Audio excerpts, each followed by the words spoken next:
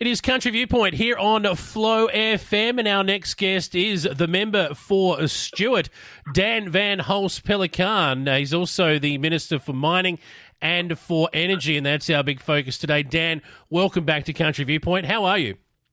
Yeah, going well, Jason. Thank you. I really appreciate the chance to be with you on Flow. Going well. Very busy, as I should be, but going well. Exactly. The misconception out there from people who perhaps don't understand politics as much as maybe we think we do is that when Parliament isn't sitting, you're not working. Well, tell us about your week. What have you been up to since Parliament break? Look, nothing could be further from the truth, actually. And this is not a political, Liberal Labor or anything. Most MPs work very hard for their electorates, as they should. You never get elected to take it easy, is what I say to people. So, and you don't get to do this job forever either. So, you might as well do the very, best and the most that you can in the time that you've got. Yeah, spot on. So, have you had a chance to meet with constituents since Parliament broke? Have you been anywhere to check anything out, or has it just been head down, bum up in the office? Yeah, look, a little bit of all of that. We had Parliament last week and we've got Parliament next week. So this week, on the weekend, I was out and about in our country electorate at quite a few different things and enjoyed that. And, it's a pleasure to meet people on their own turf and contribute to some community events. Monday and Tuesday and Wednesday, in fact, were heavy days in the ministerial office. And Thursday now and Friday tomorrow, I'm in my office and out and about in Port Augusta for different meetings here and around the district. And then again, on the weekend, this coming Saturday, I'll be at Carrollton and Peterborough and Kaltowie. And on Sunday, I'll be at Bullaroo and Port Germain, and then back down to Adelaide on Sunday night. So, it never really stops. It's about trying to achieve as much as you can for people in the electorate in the time that you've got. Clocking up the Ks. It's a big geographical electorate, yours, so there's quite a few big geographical electorates for our country members, so you wouldn't be the only one going through this, but you do have to cover the territory a little bit. Oh, yeah, and so you should. I mean, no disrespect to city MPs, but, to be a member of Parliament representing a few suburbs in Adelaide would never really be my bag. You get to engage far more deeply and directly with country communities. They know who their MP is. They have expectations of their MP, and they make it very clear what they're after. And so being a country and outback MP is a blessing. Even on the toughest days, I always know how fortunate I am to do the job that I've got, and so I never take it for granted. Dan, in the past we've talked a lot about your mining portfolio. Today I wanted to just delve off into energy, because I think that's looming as one of the, I won't say election battlegrounds, but certainly one of the hot topics heading into the next state election, 12 months' time. Before we get into, firstly, a policy that you'll be taking to the next election, in fact, something that you're actually already doing with a big battery, and we'll have a look at Labor and what they've announced through the week as well. I wanted to talk to you about rooftop solar, because I've not ever had to worry about this before. I've managed to get through into my 40s and never live in a house that's had rooftop solar until now. So it's the first time it's really caught my attention as a person, a homeowner. Now, Australians with rooftop solar, this is a story which was broken by the ABC, could be forced to sell back their energy to the grid at a cost, according to the Australian Energy Market Commissioner, Chief Executive Ben Barr. What do you know about this situation, Dan, and why would there be a cost involved in that? All right. Well, first of all, it's not a South Australian topic particularly. The Australian Energy Market Commission, as you said, is a national body. They're looking at what rules they might put in place. They've put out a draft set of proposals on this topic. And just to take one step back quickly, the problem we've got, the challenge we've got in energy with regard to rooftop solar is that it's just going gangbusters, has been for well over 10 years now. Over a third of all South Australian houses have rooftop solar on it now. And we are dealing with the looming challenge of what we call net negative demand, where at times in the middle of the day, often on the weekends, always when it's sunny, and weekends because there's low demand coming out of the grid as opposed to a normal busy type workday. And often also in spring and autumn when it's not especially hot or especially cold, so air conditioners and heaters aren't really running as much, we're finding that there's so much electricity being produced from rooftop solar that's not being used in the houses that have got it, and it's being fed back into the grid, which overwhelmingly is a good thing. But at times, we're now under pressure that there's more electricity going back into the grid than actually the demand for electricity coming out of the grid for consumption. And we can't have it. It's not a political issue. It's not a market issue or about prices. It's actually about physics and engineering. We actually just cannot allow net negative demand to happen. So coming back to your main question then, how do we manage this? One of the things that we have done as a state government is say that at times like this, we will allow SAPN to actually curtail the supply of electricity from homes back into the grid. Right. Now, this was put in September last year, and it only applies to solar installations after September last year. This what we're calling these smart solar standards. So anybody who had it before, no change from smart solar standards. But people who are looking at new solar installations go into it with their eyes wide open.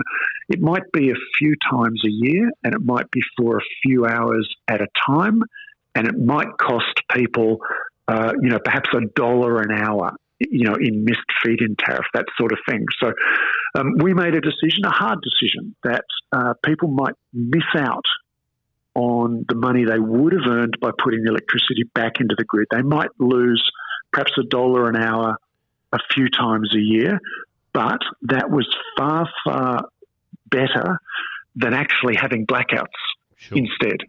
So not only the people with the solar, but all the other 2/3 of the people in the state without the solar would have been blacked out if we didn't stop that flow. So tiny, tiny impact on the people who've got it, but huge benefit compared to the alternative. So what AEMC is looking at the moment is, do they want to take this a little bit further? And it's actually about recognising that the distribution system, the poles and wires, they currently, there's a charge when you consume electricity, there's the wholesale cost of electricity, transmission. There's a part of the cost you pay is for the use of the poles and wires. They're contemplating, should you also pay for the use of the poles and wires when you're selling your electricity back into the grid, as well as when you're buying it out of? So sorry for the long explanation there, Jason. No, but it's a complex topic. Put it all together. So they're looking at that. There's a proposal out to have a look and see whether that's sensible or not. We'll talk more about this in the future, because it does open the door to, as battery technology improves, whether or not that becomes more viable for both parties, the homeowners. Absolutely. Yeah. You're spot on, Jason. If you've got a battery, instead of sending your electricity back into the grid, you put it into your battery instead, and then you save it and you use it later at night when there's no solar and you would otherwise be buying electricity. You use your own electricity. And as one of the reasons we've got this household battery scheme is to address net negative demand, because all of that or overwhelming amount of that electricity can go into the battery instead of back into the grid. So, everybody's a winner there. Absolutely. When it comes to renewable technology, batteries are king. And as the technology improves around them, we're seeing that more and more. Now, I noticed a press release that came out from your office today, talks about another step forward with a 250 megawatt grid scale battery to be sent to Torrens Island. I think it's the 5th overall in the network right now. Is that right? That's correct, Jason. Yes.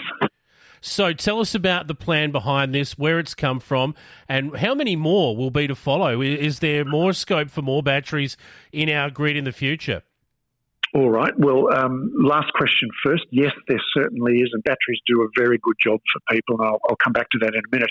I should also make it very clear for your listeners, this is actually AGL investing in this battery on their property. Yeah. It dovetails in with our energy policies perfectly, and in fact, they're making this investment because they see the advantages of our energy policies, but the taxpayer is not putting any money, into this project at all. It's a $150 to $200 million project that AGL is fully funding. That follows on the heels of the new gas-fired generator, which they installed at Torrens Island last year, which is going well. So glad to have their investment. Now, what these batteries are about is certainly storing surplus renewable energy when it's available and using it later. But that's actually, the secondary purpose. The main purpose of these really big batteries is about helping to maintain the quality of electricity, yes, the voltage and the frequency of the electricity. They can pump mammoth amount of electricity into and suck mammoth amount out of the grid within milliseconds. And it's like a shock absorber. Jamming electricity in, sucking it out, back and forth, non-stop, within milliseconds at the right times is what actually supports the voltage and the frequency of the electricity. Now, if you don't keep the voltage and the frequency right, you get blackouts because the system trips itself out as a safety mechanism. Because if you send the wrong electricity down the lines, people's toasters blow up and their hot water systems blow up and vacuum cleaners, et cetera, yes, et cetera. That's right. We see that a lot in, shall I say, less developed countries. Correct. We've seen that quite a bit, yeah.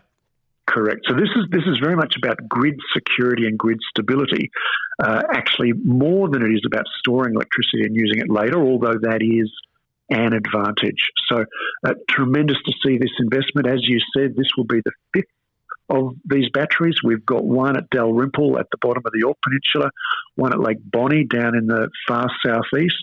We've got one at Hornsdale near Jamestown, and we've got one just on the outskirts of Port Augusta as well. So this will be the fifth, and yes, there are more proposals for batteries. There are other companies looking at them, but this is one where the company's actually made the decision, made the announcement, and committed the money to build it. One of the other things that yourself and the Marshall government have been very hot on is the interconnector from New South Wales. We have one with Victoria already. The interconnector with New South Wales is certainly something that is well-known government policy. You're behind it. Where Labor sit on this issue is a little bit more complicated. I'm not actually sure where they sit on it now. We've got the opposition leader sort of talking about, well, I guess it'll work itself out in the long run. We've got Tom Koutsantonis saying, no, we definitely don't want it. Where do they sit on this, Dan? Oh, well, look, Jason, it's not for me to make an announcement on their behalf, but you're not the only one to be confused. They've sent out a lot of mixed messages. We took a policy that included interconnection to the last election. From the moment that we announced it, they opposed it. We've been saying to them ever since, look, this is sensible. This is really good for South Australians. Just get on board. Just change your mind and get on board. And they've said, no, we're opposed. And as you point out, well, we're seeing a few mixed messages lately, and they do seem to be, at the very least, trying to walk away and perhaps just do a backflip quietly if they possibly can. From my perspective, if they're finally changing their position and they're getting on board and they're recognising that what we're doing is good for South Australians, then they're welcome to get on board as far as I'm concerned. They haven't said it yet. I think they're a bit tongue-tied trying to figure out how best to do the backflip. But look, I'm not really fussed. If they want to recognise that it's time to change their position and come with us, they're welcome to do it. That'd be great. They've got a proposal out now for a $590 million hydrogen power plant project. Have you had a chance to have a look at it, and what do you make of it? Yeah, look, I have had a chance to have a look at it. There's still a lot of unanswered questions. They don't know how much water it would use. They don't know where they would do it. They don't know, exactly how much it would cost, etc. It's a nice idea. There's no dispute about the value of hydrogen. So, this is not an argument about hydrogen. It's coming in South Australia. We already have had built in the last 2 years, in fact, probably within the last 12 months, the largest hydrogen electrolyser in the nation is in South Australia. We have agreements in place with regard to the potential to export hydrogen. We are already doing everything with regard to hydrogen. There's no argument about hydrogen. The argument is about why on earth would you commit yourselves, if you were Labor, to a policy that required you to use electricity to put it into the desalination plant to make fresh water so that you could use that fresh water and electricity in an electrolyser to make hydrogen and then burn that hydrogen to make electricity. So it's like some sort of perpetual motion machine. You put electricity into it twice so that you can get electricity out of it once. It doesn't stack up at the moment. There's no place for a state government to be owning and operating electricity generating equipment. If we did that, we would see the end of investments from the private sector, like the gas-fired power station at Torrens Island, like the battery we've just been talking about.